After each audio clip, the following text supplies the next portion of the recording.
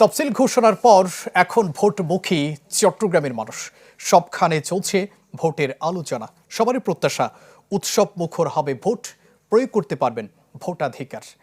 তার আগে নিশ্চিত করতে হবে নিরাপদ পরিবেশ। তবে গণভোট নিয়ে তেমন কোনো ধারণা নেই সাধারণ মানুষের। তফসিল ঘোষণার পর এখন ভোটমুখী সারা দেশ, মানুষের মুখেও ভোটের আলোচনা।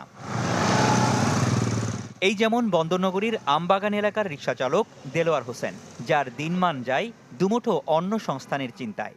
জাতীয় নির্বাচনের তফসিল ঘোষণার খবর জানেন তিনিও। তারও আশা একটি উৎসবমুখর ভোট হবে দেশে।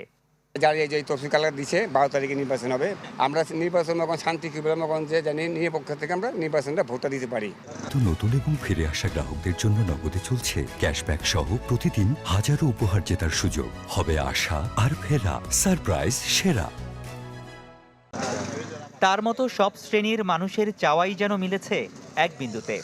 তাদের আশা বহুদিনের খরা কাটিয়ে ভোট উৎসবে গা মেলাবার সুযোগ পাবে সব মানুষ। তবে এজন্য নিরাপদ পরিবেশের চাওয়া যেন সবার আগে। আমি যাওয়ার আগে আমার ভোট হয়ে যায়, তো আমি যাচ্ছি যে এই যে সিস্টেমটা আগে ছিল এই সিস্টেমটা যাতে এখন না থাকে। ইন্টারিম সরকারের কাছে থাকবে সর্বোচ্চ যেন ওই নিরাপত্তাটা নিশ্চিত করা হয়, সুষ্ঠু ভোটটা যেন আমরা সবাই দিতে পারি কেন্দ্রে কেন্দ্রে গিয়ে। সুস্থভাবে ভোট হোক, মারামারি না হোক, উচ্চালক না হোক।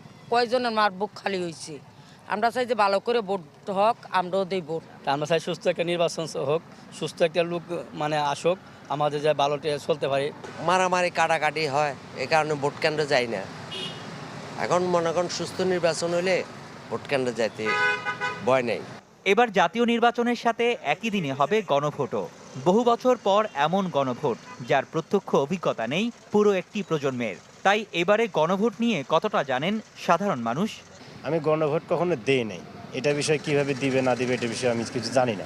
সরকার ভোট দিয়েছে আমার এলাকাত, গণভোট আজ আমরা হলি নেই। গণভোট করে আবার না ভোট কাকা এটাও বুঝি। জাতীয় ভোট সম্পর্কে হয়তো ধারণা আছে, কিন্তু আপনার গণভোট সম্পর্কে ধারণা নাই, বা এটা আগে কখনো দেখি নাই বা হয় নাই এরকম। কেউ আসে প্রচারও করে নাই যে গণভোটটা কিভাবে হয়, কি কারণে এটা হয়।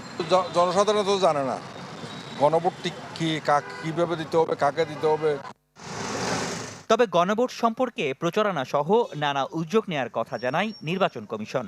গণভোটের যে 4টি বিষয় আছে, এই বিষয়গুলি আমরা পূর্বেই ভোটারদেরকে অবহিত করব বিভিন্ন প্রচারণার মাধ্যমে।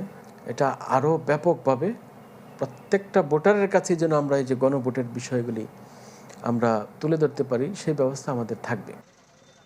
সবাইকে কেন্দ্রমুখী করতে হলে নির্বাচনের প্রতি আস্থা বিশ্বাস ফেরানোর মতো পরিবেশ তৈরির উপরও জোর দিলেন চট্টগ্রামের বিভিন্ন শ্রেণী পেশার মানুষ। রনি দত্ত, চ্যানেল 24, চট্টগ্রাম।